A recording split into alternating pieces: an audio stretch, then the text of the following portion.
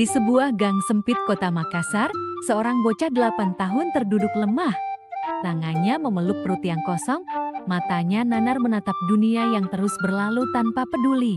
Lapar yang tak terjawab. Fahri, bocah 8 tahun, sudah terbiasa dengan kesepian sejak ayah dan ibunya pergi untuk selamanya. Di usianya yang masih begitu belia, dia harus belajar bertahan hidup di tengah kerasnya kota Makassar. Setiap harinya, Fahri mengandalkan sisa makanan yang ia temukan di pasar atau pemberian dari orang-orang yang iba melihat tubuh kecilnya yang semakin kurus. Namun, di kota besar yang bergerak cepat, tidak semua orang sempat peduli. Hari itu, hujan mengguyur Makassar dengan derasnya. Fahri duduk di bawah sebuah tenda robek yang ia temukan di sudut pasar. Perutnya sudah 3 hari kosong. Kantong kecil yang biasa ia gunakan untuk menyimpan recehan kini tak lebih dari kain lusuh tanpa isi. Ia mencoba menelan ludah, namun tenggorokannya terasa kering dan sakit. "Bang, minta sedikit nasi." "Bang," suaranya kecil, hampir tak terdengar di tengah hiruk pikuk pasar. Beberapa orang menoleh sebentar, tapi tidak ada yang benar-benar berhenti. Beberapa bahkan menganggapnya sebagai pengganggu, sesuatu yang harus dihindari. Di malam yang semakin dingin, Fahri berjalan tertatih ke gang sempit tempat ia biasa tidur di atas tumpukan kardus bekas. Badannya menggigil, pakaiannya basah kuyup, dan kepalanya terasa berat. Tidak ada makanan, tidak ada yang peduli.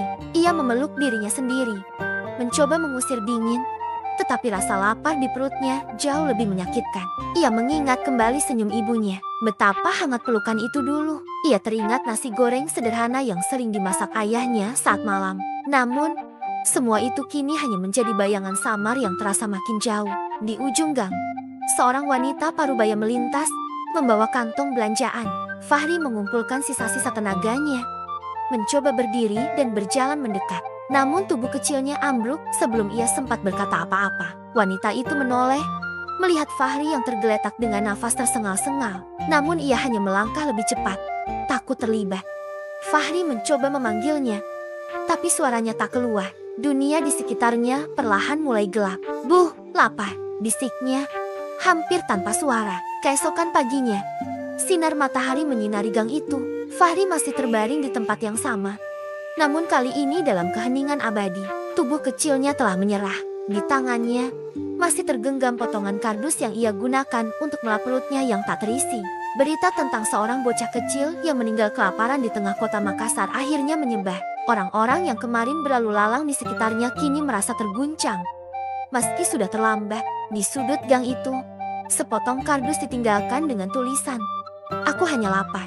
Cerita ini bukan hanya tentang Fahri, tapi tentang dunia yang terlalu sibuk untuk berhenti sejenak dan peduli. Berapa banyak lagi Fahri yang harus pergi tanpa suara, hanya karena kita terlalu terburu-buru untuk memberikan sedikit perhatian.